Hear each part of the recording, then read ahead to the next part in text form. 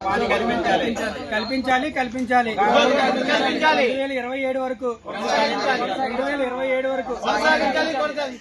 విశాఖ జిల్లా నుంచి మేము సర్కిల్ 2 నుంచి ఎండీ ఆపరేటర్లు అందరం కూడా కోరుకుంటే ఏంటంటే ఈ రోజు కేబినెట్ మీటింగ్ లో మినిస్టర్ గారు మరి నాదెండ్ల మనోహర్ గారు గాని మరి మిగతా మంత్రులు గాని తీసుకున్న నిర్ణయం ఎండీ వ్యవస్థని రద్దు చేయాలి, దానివల్ల ఇంటింటికి రేషన్ పంపిణీ సజావుగా జరగట్లేదని మంత్రి నాదెండ్ల మనోహర్ గారు చెప్పడం జరిగింది.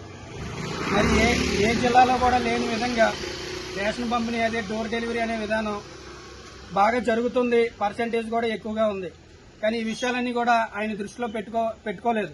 కానీ ఇంకోటి ఏదైతే రాష్ట్ర వ్యాప్తంగా ఉన్న ఎండియు అధ్యక్షులు ఉన్నారో వాళ్ళందరినీ కూడా మనోహర్ గారు కూర్చోబెట్టి ఈ వ్యవస్థను ఏ విధంగా మనం ఆర్థిక భారం తగ్గించగలం, ఎలాగ ముందుకెళ్లగలం కొన్ని విషయాలు కూడా తెలుసుకున్నారు.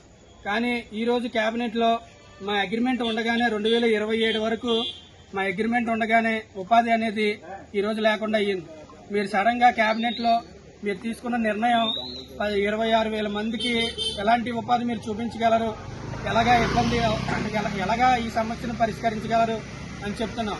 సింపుల్ గా నాదెండ్ల మనోహర్ గాని మంత్రులు గాని మీరు కట్టుకున్న వ్యాన్ ఫ్రీగా మీకు ఇచ్చేస్తామని చెప్తా అంటున్నారు. మేము కట్టుకున్న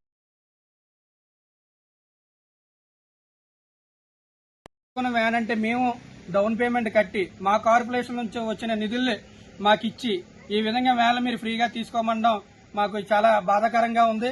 అలాగే 29,000 మంది డీలర్లని గత ప్రభుత్వం ఏ ఇబ్బంది లేకుండా వాళ్ళు చూసుకున్నది. కానీ ఈ ప్రభుత్వంలో మాకు ఎందుకు 9,260 మందిని మాకు ఎందుకు ఉపాధి తీసేస్తున్నారు అనేది విషయం మాత్రం మాకు తెలియట్లేదు.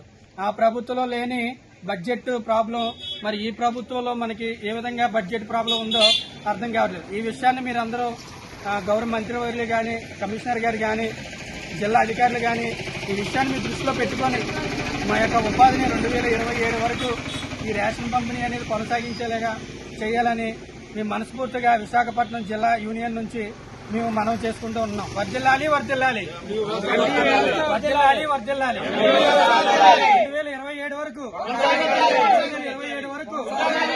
JMDU